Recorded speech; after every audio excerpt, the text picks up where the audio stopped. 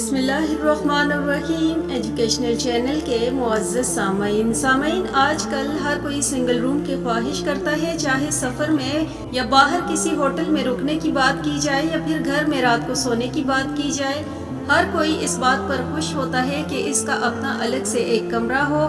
رات اکیلے گزارنے اور اکیلے سفر کرنے کے بارے میں ہم آپ کو حضور صلی اللہ علیہ وآلہ وسلم کے فرمان بتانے جا رہے ہیں اور ساتھ ہی ساتھ رات کو اکیلے سونے کے نقصانات بھی بتائیں گے، تو تفصیلات جاننے کے لیے ویڈیو آخر تک ضرور دیکھ لیں۔ محترم ناظرین، اللہ تعالیٰ نے قرآن مجید میں حضرت موسیٰ علیہ السلام، حضرت خضر علیہ السلام اور حضرت ذوالقرنین علیہ السلام کے سفروں کا ذکر فرمایا۔ یاد رہے کہ سفر کے دوران انسان کو جہاں بہت کچھ سیکھنے کا موقع ملتا ہے، وہیں پر اس کو مختلف اتراؤ چڑھاؤ کا سامنا بھی کرنا پڑتا ہے۔ حدیث پاک سے یہ بات معلوم ہوتی ہے کہ انسان کو بلا ضرورت سفر سے گریز کرنا چاہیے۔ بخاری میں حضرت ابو ہریرہ رضی اللہ تعالیٰ عنہ سے روایت ہے کہ نبی کریم صلی اللہ علیہ وآلہ وسلم نے فرمایا، سفر عذاب کا ایک ٹکڑا ہے، آدمی کو کھانے پینے اور سونے ہر چیز سے روک دیتا ہے، اس لیے جب کوئی اپنی ضرورت پوری کر چکے تو وہ فوراً گھر واپس آئے۔ یہ عام مشاہدہ ہے کہ انسان جب دنیاوی امور کی انجام دہی کے لیے سفر کرتا ہے تو بالعموم اس طرح عبادت کے قابل نہیں رہتا جس طرح حالت اقامت میں کر رہا ہوتا ہے، لیکن نبی کریم صلی اللہ علیہ وآلہ وسلم نے مسافر کو یہ بشارت سنائی، اس کو اقامت کے دوران کی جانے والی عبادات کا ثواب سفر میں بھی ملتا رہتا ہے،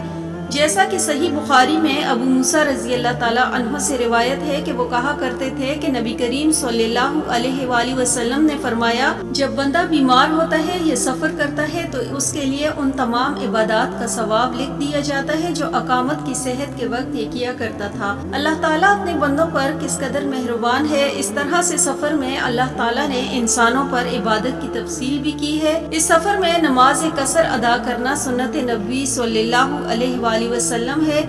اس طرح مسافر کے لیے دوران سفر روزہ رکھنا ضروری نہیں، جیسے کہ صحیح بخاری میں حمزہ بن عمر رضی اللہ تعالیٰ عنہ سے روایت ہے کہ میں نے نبی کریم صلی اللہ علیہ وآلہ وسلم سے عرض کی کہ میں سفر میں روزہ رکھوں، وہ روزے کثرت سے رکھا کرتے تھے۔ نبی کریم صلی اللہ علیہ وآلہ وسلم نے فرمایا کہ اگر جی چاہے تو رکھ دے اور چاہے تو افطار کر لیں۔ یہ چند احکامات جو سفر کے بارے میں احادیث میں بیان ہوئے ہیں۔ آئیے اب بتاتے ہیں کہ اکیلے سفر کرنا کیسا ہے۔ شاید یہ کہ اکثر لوگ سفر پر اکیلے روانہ ہو جاتے ہیں۔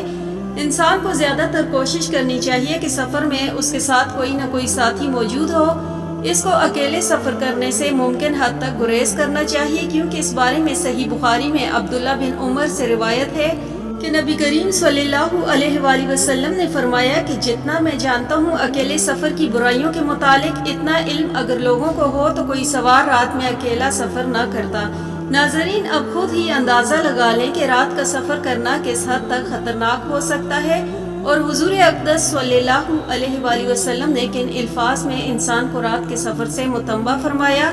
رات کو اکیلے سفر نہ کیا جائے، یہ بات تو عام ہے جس میں مرد اور عورت دونوں شامل ہیں، لیکن صرف عورتوں کی بات کی جائے تو ان کے لیے خاص طور پر تاکید ملتی ہے۔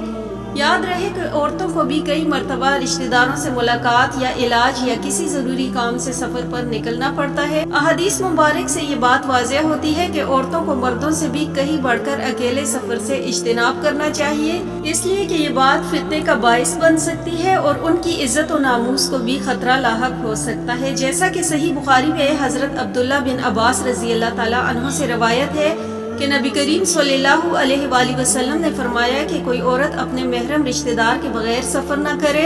اور کوئی شخص کسی عورت کے پاس اس وقت تک نہ جائے جب تک کہ وہاں کوئی محرم موجود نہ ہو۔ ایک شخص نے پوچھا کہ یا رسول اللہ صلی اللہ علیہ وآلہ وسلم، میں فلاں لشکر میں جہاد کے لیے نکلنا چاہتا ہوں لیکن میری بیوی کا ارادہ حج کا ہے، تو آپ صلی اللہ علیہ وآلہ وسلم نے فرمایا، تو اپنی بیوی کے ساتھ حج کو جا۔ یہاں میری بہنوں کو غور کرنے کی ضرورت ہے جو کہ بے دھڑک کسی بھی کام سے گھر سے باہر چلی جاتی ہیں اور محرم ساتھ نہیں ہوتا، اس لیے عورت کو خصوصیت کے ساتھ اس بات کا اہتمام کرنا چاہیے کہ رات کی بات تو بہت دور ہے، عورت کو دن میں بھی اکیلے سفر کرنے کی اجازت نہیں۔ سفر کے حوالے سے چند مزید احکام پر اہم بات کریں لیکن اس سے پہلے آپ کو اکیلے رات بسر کرنے کے بارے میں بتاتے ہیں۔ اس حوالے سے عبداللہ بن عمر رضی اللہ تعالیٰ عنہ روایت کرتے ہیں کہ نبی کریم صلی اللہ علیہ وآلہ وسلم نے تنہا رہنے سے منع فرمایا، یعنی نہ آدمی رات تنہا بسر کرے اور نہ تنہا سوئے اور نہ تنہا سفر کرے۔ اس حدیث میں رات اکیلے گزارنے کی واضح ممانعت فرمائی گئی، لیکن اس کے باوجود ہم میں سے اکثر لوگ خاص طور پر نوجوان اس بات پر اصرار کرتے ہیں کہ ان کا اپنا الگ کمرہ ہو جہاں وہ اکیلے اور انہیں دن رات کی تنہائی میسر ہو۔ اہل علم نے رات اکیلی گزارنے کی ممانعت کی بہت سی حکمتیں بیان فرمائی، جن میں سے چند یہ ہیں: تنہا نہ رہا جائے تاکہ شیطانی وسوسے سے محفوظ رہا جا سکے، کیونکہ انسان زیادہ تر تنہائی میں شیطانی وسوسے میں مبتلا ہو جاتا ہے۔